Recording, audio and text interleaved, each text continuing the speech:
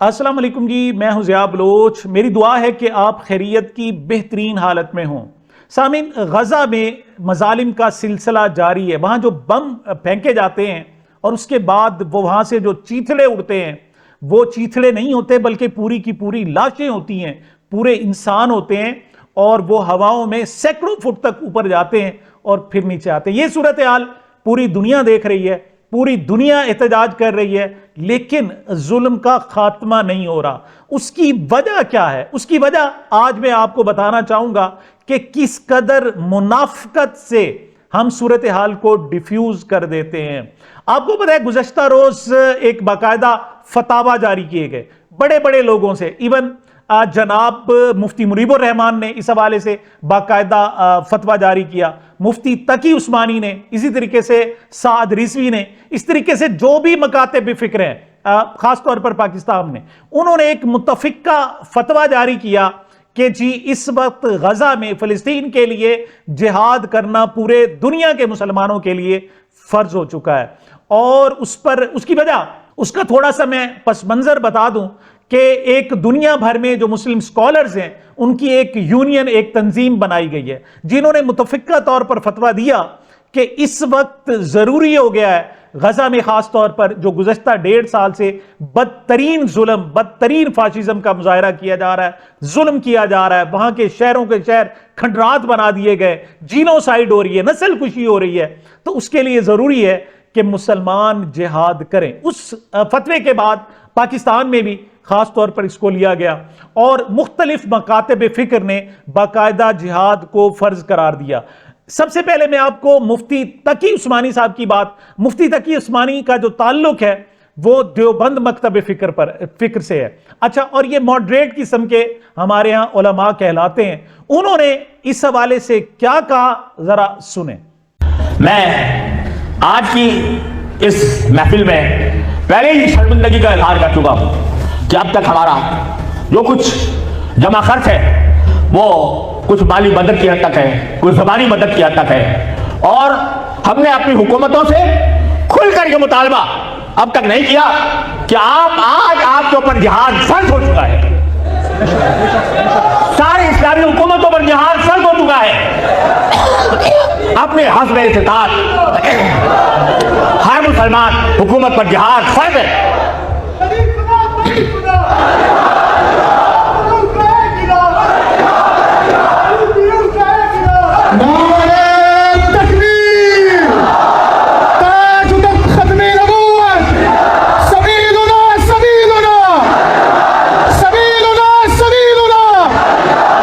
کچھ ایسے خیالات کا اظہار دوسرے مکتب فکر، ہمارے بریلوی مکتب فکر کے رہنما مفتی منیب الرحمان صاحب نے کیا۔ مفتی منیب الرحمان اس وقت مفتی اعظم کہتے ہیں، اور بریلوی جو ہے وہ اپنے آپ کو سواد اعظم بھی کہتے ہیں کہ ان مسلمانوں کا جو سب سے بڑا فرقہ ہے، مطلب 70 to 80% آف دی ٹوٹل مسلم جو ہے وہ بریلوی یا سنی مکتب فکر ہے، اس کو نمائندگی کرتے ہیں۔ انہوں نے بھی یہ کہہ دیا کہ جناب اس وقت جہاد جو ہے وہ اس کی فرضیت ہو چکی ہے۔ کیا کہا مفتی منیب الرحمان نے، ذرا سنیں۔ ایسی صورتحال میں شرعاً الاقرب فالاقرب کے اصول پر تمام مسلم حکومتوں پر جہاد فرض ہو چکا ہے، جس کے نتیجے میں فلسطینیوں کی نصرت امت مسلمہ پر واجب ہو چکی ہے۔ قرآنی آیات، احادیث مبارکہ اور مسلمہ فقہی اصول اس پر شاہد عدل ہیں۔ دیوبندی جو مکتب فکر ہے وہ ذرا ایکٹیو کہلاتا ہے، خاص طور پر وہ آلریڈی بہت ساری جہادی ان کے تنظیمیں بھی ہیں، جہاد افغانستان کے حوالے سے بھی وہ کلیم کرتے ہیں، جہاد کشمیر کے حوالے سے بھی، اور دیگر ممالک کے حوالے سے جو عسکریت پسندی ہے اس کو تھوڑا سا اس کی ریپریزنٹیشن دیوبندی مکتب فکر میں ہوتی ہے، لیکن بریلویت میں ایسا بہت کم ہے۔ ہاں البتہ تحریک لبیک پاکستان جو بنائی گئی، انہوں نے بریلویوں کو تھوڑا سا ایکٹیویٹ کیا، اور خاص طور پر انہوں نے جو دھرنے دیے، جو احتجاج کیا، وہ یہ ظاہر کرنا چاہ رہا تھا، اور خاص طور پر جو جناب انہوں نے توہین رسالت کے حوالے سے سٹانس لیا، تو یہ بھی بہت زیادہ ایکٹیو ہے. تو پاکستان میں پہلی مرتبہ نہ صرف دیوبندیوں نے بلکہ بریلویت کے تمام مکاتب فکر نے بھی کہا کہ اس وقت غزہ میں اور فلسطین کے لیے جہاد فرض ہو چکا ہے. حافظ سعد رضوی تحریک لبیک کے اس وقت امیر ہے, انہوں نے کیا کہا ذرا سنیں. حالت مسلمانوں تے جہاد فرض ہو چکا اور جناب جڑے مسلمانوں دے سپاہ سالار انہوں تے فرض عین ہو چکا جہاد تے جناب انہاں دی مدد واسطے پہنچے ہوئے امریکہ خدا نہیں. خدا کون ہے؟ اللہ خدا ہے, اور اس سے نہیں بڑی مدد کرنی, اور پہلے بھی اس نے مدد کی تھی اور پھر بھی اس نے مدد کی تھی. ایک وقت تھا کہ پاکستان میں جو مذہبی جماعتیں ان کا سیاست میں بڑا عمل دخل ہوتا تھا, یعنی اس میں جمعیت علماء پاکستان ایک بڑی سیاسی تنظیم تھی, جماعت تھی علماء کی. اسی طریقے سے جمعیت علماء اسلام دیوبندی مکتب فکر کی ایک بہت بڑی سیاسی تنظیم تھی. اسی طریقے سے جماعت اسلامی, مولانا مودودی نے جماعت اسلامی کی بنیاد رکھی. اس وقت بھی بھارت میں, پاکستان میں, بنگلہ دیش میں جماعت اسلامی ایک ایکٹیو سیاسی پارٹی کے طور پر وہاں پر موجود ہے, اور جماعت اسلامی بھی اس حوالے سے بہت ہی ایکٹیو ہے. لیکن مولانا فضل الرحمان صاحب کی پاکستان کے سیاسی میدان میں ایک خاص وزن ہے, ویٹیج ہے ان کا. انہوں نے بھی کہا کہ اس وقت پاکستان کے لیے ضروری ہے کہ جہاد کی فرضیت پر عمل درآمد کرے. کیا کہا مولانا نے, ذرا سنیں. آج آپ کا یہ اجتماع صرف ایک روایتی قسم کا اجتماع نہیں ہے, بلکہ ان حالات میں اس کی جو اہمیت ہے تاریخ کبھی اس کو نظر انداز نہیں کر سکے گی. جو اعلان کرتا ہے کہ فلسطینیوں کے شانہ بشانہ عملی جہاد میں شریک ہونا اب امت پر فرض ہو چکا ہے, لیکن تکلیف بما لا یطاق تو ہے نہیں. جہاں جہاں کا مسلمان جس جس راستے سے وہاں شریک ہو سکتا ہو, مسلمان پر فرض ہے کہ ان حالات میں اپنے فلسطینی بھائیوں کے شانہ بشانہ صہیونی جارحیت کا مقابلہ کرے. اسرائیل ایک ریاستی دہشت گرد ہے. اسرائیل آج کا قاتل نہیں ہے, یہ یہود انبیاء کے قاتل ہیں. ان کی تاریخ قتل و غارت گری ہے, ان کے علاوہ ان کا کوئی مشغلہ نہیں. اور اللہ رب العزت نے ان کے چہرے سے نقاب اٹھایا. کلما اوقدوا نارا للحرب اطفأها اللہ, جب بھی انہوں نے جنگ کی آگ بھڑکائی اللہ نے بجھائی. لیکن یہاں پر میں دو سوالات آپ سے کرنا چاہتا ہوں. پہلی بات تو یہ ہے کہ اس وقت جو جنگ ہو رہی ہے وہ تو روایتی جنگ ہے ہی نہیں کہ آپ تلواریں اٹھائیں گے یا پھر ایون بندوق اٹھائیں گے یا فزیکلی جا کے کوئی ٹینک لے جائیں گے یا کچھ اور لے جائیں گے. غزہ میں تو جناب جو بمباری ہو رہی ہے, مطلب اس وقت وہاں جو بم استعمال کیے جا رہے ہیں وہ افغانستان سے بھی زیادہ, مطلب انہوں نے کھنڈر پورے کے پورے علاقے کو کھنڈر بنا دیا ہے, پورے ملک کو کھنڈر بنا دیا ہے. وہاں تو روایتی جنگ ہے ہی نہیں, وہاں تو ایئر فورس کی جنگ ہے, وہاں تو میزائلوں کی جنگ ہے, وہاں تو ڈرونز کی جنگ ہے, اور آپ کے پاس تو یہ ایسا ہے ہی نہیں. علماء نے اس حوالے سے کیا تیاری کی؟ کچھ بھی نہیں کی. لیکن پھر بھی علماء کے اس فتوے سے دو تین مقاصد پھر بھی لازمی حاصل کیے جا سکتے ہیں. ایک تو سوشل فیور حاصل کی جا سکتی ہے, اور اس کی بہت زیادہ مطلب پروپیگنڈے کی جو جنگ میں بہت زیادہ اہمیت ہو سکتی ہے. اور دوسرا ایک بڑا, سب سے بڑا ٹول جو اس وقت ہے وہ اکانومیکل بائیکاٹ ہے.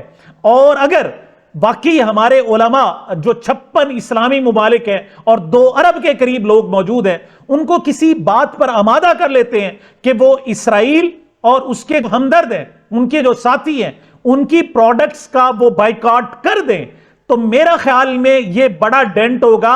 یہ ان تلواروں والی جنگ, وہ ٹینکوں والی جنگ سے بھی زیادہ بڑا حصہ ہوگا. لیکن کیا ہمارے لوگ اس صورتحال کو کیش کرانے کے لیے تیار ہیں, یا ہمارے لوگ ہمارے ان علماء کی بات سننے کے لیے تیار ہیں یا نہیں ہے؟ اور دوسرا, ہمارے ہاں علماء کو اکثر بلا لیا جاتا ہے, آرمی چیف جب چاہتے ہیں بلاتے ہیں, اپنے مقاصد کے لیے استعمال کرتے ہیں, ان سے سیشن کروائے جاتے ہیں, ان سے خطاب کروائے جاتے ہیں, اور جب ISPR کی طرف سے تصاویر جاری ہوتی ہے تو پتہ چلتا ہے کہ یہی مفتی منیب الرحمان, یہی مفتی تقی عثمانی صاحب, یہی جناب تحریک لبیک کے لوگ، اسی طریقے سے جناب دیگر رہنما وہاں اگلی صفوں میں باقاعدہ موجود ہوتے ہیں۔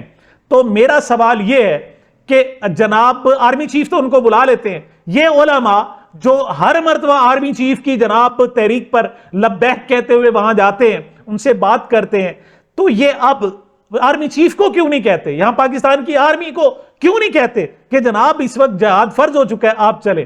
پتہ چلا کہ ہمارے ہاں بھی عوام کے لیے نقطہ نظر علیحدہ ہے، اور دوسری طرف جو خواص ہیں، جو جناب اسٹیبلشمنٹ ہے، وہاں پر بات نہیں کی جا سکتی۔ لیکن چلیں یہ پاکستان کی حد تک ہوتا کہ ٹھیک ہے جناب یہاں پر ایک جناب صورتحال تبدیل ہو گئی، لیکن یہاں اس وقت دنیا کو، اسلامی دنیا کو جو سب سے زیادہ لیڈ کر رہے ہیں وہ سعودی عرب ہے، اور ہمارے ہاں امام کعبہ کی بہت زیادہ عزت و احترام کیا جاتا ہے۔ اچھا، اور کعبہ کے جو امام ہیں، بہت سارے امام ہیں، ان میں سے ایک نام ہے جناب عبد الرحمن السدیس، یہ جناب سابق اس وقت امام کعبہ ہے۔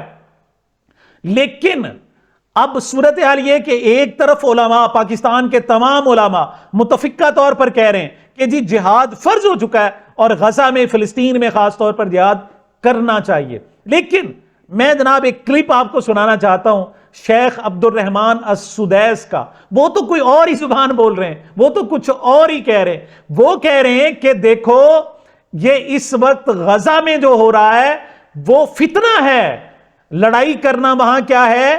فتنہ ہے، اور اس فتنے سے باز آ جاؤ، وہ فلسطینیوں کو کہہ رہے ہیں، اور آپ جناب اول الامر سے آپ رجوع کرو۔ کیوں؟ پچھلے دنوں اطاعت کی بات ہو رہی تھی کہ اللہ تعالیٰ نے چونکہ اطاعت کا حکم دیا ہے کہ اطیعوا اللہ و اطیعوا الرسول و اولی الامر منکم، کہ تین کی اطاعت کرو، ایک تو اللہ کی کرو، دوسرا رسول پاک صلی اللہ علیہ وسلم کی، اور تیسرے جو آپ کے حکمران ہیں ان کی اطاعت کرو۔ تو ایک جناب میجر صاحب بھی جناب لندن کے جناب ہمارے آفس میں، جناب فورن آفس میں اس بات کی تبلیغ کر رہے تھے کہ جی یہ اطاعت جو ہے بڑی زبردست چیز ہے، اس کی اطاعت کرنی چاہیے۔ تو اب جناب ہمارے جو امام کعبہ ہیں، سابق امام کعبہ، وہ کہہ رہے ہیں کہ نہیں، یہ جناب غزہ میں جو کچھ ہو رہا ہے یہ فتنہ ہے، اور اس سے باز آ جاؤ، اور جیسے آپ کو حکمران کہتے ہیں ویسے کرو۔ اور دوسری طرف جو پاکستان کے لوگ ہیں وہ کہہ رہے ہیں کہ نہیں، جہاد کرو۔ شیخ عبد الرحمن السدیس عربی میں کیا کہہ رہے ہیں، ذرا سنیں۔ تعلمون ما حل بإخواننا في فلسطين وما أيضا يجب علينا تجاههم من الدعاء لهم، وينبغي على المسلمين ألا تجعلهم هذه الفتن والأحداث متفرقين، فيجب عليهم الرجوع إلى ولاة أمرهم والرجوع إلى علمائهم، وألا يخوضوا فيما ليس من حقهم الخوض فيه۔ جی جناب، ہمارے علماء پریشر ایگزرٹ کریں، بڑی پھوک بھریں جناب، بڑی تیاریاں کریں، اور پھر ایک چھوٹی سی سوئی لگے سعودی عرب کی طرف سے اور یہ سارا کا سارا معاملہ ہی تبدیل ہو جائے۔ ہمارے ہاں علماء کا جو کردار رہا ہے وہ ہمیشہ دوہرا رہا ہے، اور یہ کسی ایک سطح پر نہیں ہے، کہیں سیاسی مجبوریاں آ جاتی ہیں، کہیں سماجی مجبوریاں آ جاتی ہیں، اور پھر جب چاہا جاتا ہے کسی کے کہنے پر یا خود پھر تشریح بھی اپنے اپنے حساب سے کر لی جاتی ہے۔ میں ایک آپ کو کلپ دکھانا چاہتا ہوں مفتی پاکستان کے مفتی جناب عبدالقوی صاحب کی۔ اب وہ پچھلے دنوں مختلف باتیں کر رہے تھے کہ جناب وہ نکاح کے حوالے سے، شادی کے حوالے سے اور مختلف حوالوں سے جناب وہ بات کر رہے تھے۔ اب ریسنٹلی ان کا کہنا یہ ہے کہ جناب یہ جو الکوہل ہے یہ تو حرام ہی نہیں ہے، بات ہی ختم ہو گئی، یعنی شراب جو ہوتی ہے وہ الکوہل سے بنی ہوتی ہے، اور وہ کہتے ہیں جی یہ حرام ہے ہی نہیں، بلکہ وہ خود جناب پیک لگا رہے ہیں، وہ کہہ رہے ہیں 2 3 یا 4، مطلب بڑا آسان طریقہ ہے۔ علماء ہمارے یہاں چونکہ قرآن میں سود کو حرام قرار دیا گیا ہے، آپ اس کا سود کا نام تبدیل کر لیں، آپ کہیں گے یہ منافع ہے، ہمارے یہاں تو سود جو ہے وہ جناب حرام ہے نا، اور یہ تو حلال ہے۔ آپ شراب کا نام جناب الکوہل قرار دیں اور کہیں جناب یہ تو قرآن میں کہیں نہیں ہے الکوہل کا ذکر، اچھا وہ نہیں ہے تو اس کی کوئی جدید جناب آپ فارمولہ لیں، کوئی نام ہی تبدیل کر لیں۔ مطلب کس طریقے سے معاملات کو ٹویسٹ کیا جاتا ہے، اس کی مثال میں مفتی تقی کی زبانی ان کے اپنے شراب پیتے ہوئے وہ شراب کی جناب حلال ہونے پر کیا دلائل دے رہے ہیں، ذرا سنیں۔ ہٹ کے جو پیتے ہیں، ڈرنک کرتے ہیں، شراب پیتے ہیں، اس کا زیادہ گناہ ہے یا رمضان میں پینے میں اتنے گناہ سیم ہی ہے، کوئی فرق نہیں پڑتا؟ میرے بیٹے اس وقت پوری دنیا کے اندر کہیں بھی شراب نہیں ہے. میرا ایک ہی جملہ تمام علماء کی اصلاح کے لیے کافی ہے کہ اگر مفتی اعظم اور دنیا میں رہنے والے خاص طور پہ بر صغیر میں 2 کروڑ مسلمان اگر تمباکو والا پان ان کے لیے حلال ہے اور آپ اور میں 5 منٹ بھی نہیں کھا سکتے بلکہ 2 منٹ بھی، اسی طرح نسوار پٹھانوں کے لیے حلال ہے، تو آپ کے لیے اور میرے لیے یہ جو الکوہل والا مشروب ہے اس کے 3 یا 4 پیک کیوں حرام ہے؟ وجہ اصل حرام کیا ہے؟ ہمارے نقطہ سمجھنا ہوگا. جب تک وہ قرآن کہہ رہا ہے حتی تعلموا ما تقولون، آپ کا علم یعنی کھوپڑی درست ہو، ما تقولون آپ کا قول یعنی زبان درست ہو. پھر شراب حرام نہیں ہے؟ شراب حرام ہے، جس کو آپ شراب کہہ رہے ہیں نا وہ شراب نہیں ہے. اچھا. وہ کیا ہے؟ الکوہل ہے. الکوہل اور چیز ہے. اب جس طرح میں نے وائن کے بارے میں ذرا دیکھا ہے تو اس کے بارے میں خیال آتا ہے کہ یہ شاید اس کے قریب ہے جو خمر ہوتی تھی اور حرام ہوتی تھی. باقی تو سب الکوہل چل رہا ہے. الکوہل تو جناب ہمارے کرونا کے زمانے میں ہاتھوں پہ بھی ہم لگا رہے ہوتے تھے، پھر اس کے ساتھ جماعت بھی کرا رہے ہوتے تھے. ہومیوپیتھک جتنی دوائیں ہیں اس میں 99% جناب الکوہل ہے. مطلب آپ کا یہ کہنا ہے کہ 2-4 پیک لگانے سے الکوہل کے 2, 3, 4 پیک اس وقت تک کہ جب تک کہ آپ کے اوپر دماغی طور کے اوپر اثرات اس کے منفی نہ پڑے تو وہ حلال ہے. جی. آخر میں جناب میں آپ کو عالم اسلام کی اس وقت پتلی صورتحال کا ایک محفل آپ کو دکھانا چاہتا ہوں. ہم نے جب آنکھیں کھولی تو ہم نے ایک ہی نعرہ تھا کہ مدینہ مدینہ مدینہ مدینہ، مطلب ہماری موت آئے تو مدینے میں آئے، ہم زندہ رہیں تو مدینے میں رہیں. حضور اکرم صلی اللہ علیہ وسلم کے دیس میں، ان کے وطن میں، اور جسے جناب حرمت والا شہر قرار دیا گیا. حضور اکرم صلی اللہ علیہ وسلم نے فرمایا کہ میرے شہر مدینہ کے درختوں کو ایسے جاتے ہوئے بھی کوئی چیز نہ مارو. مطلب ایک گزر رہا ہوتا ہے اور ہاتھ میں کوئی چیز ہو تو جاتے ہوئے پتوں کو جناب وہ مار دیتا ہے. آپ نے فرمایا نہیں، میرے شہر کے جو پتے ہیں ان کا بھی احترام کرو، درختوں کا بھی احترام کرو، اور یہاں اونچی آواز سے مت بولو. لیکن آج کل اس مدینہ کو کس طرح تبدیل کر دیا جائے. یہ مدین ہے جناب علاقہ، اور وہاں پر جناب ایک پارٹی ہو رہی ہے، کس طریقے سے جشن منایا جا رہا ہے. اس سے آپ اندازہ لگا لیں کہ اس وقت عالم اسلام کی کیا صورتحال ہے. یہ غزہ کے لوگ ہیں جو اپنے وطن کے لیے، اپنے جناب دین کے لیے، اپنے مذہب کے لیے، اسلام کے لیے قربانیاں دے رہے ہیں، مسلسل دے رہے ہیں. ان کو دھمکایا جا رہا ہے، مارا جا رہا ہے، ڈرایا جا رہا ہے، اور آفرز کی جا رہی ہیں کہ آؤ ہم آپ کو علیحدہ شہر بسا کر دیتے ہیں.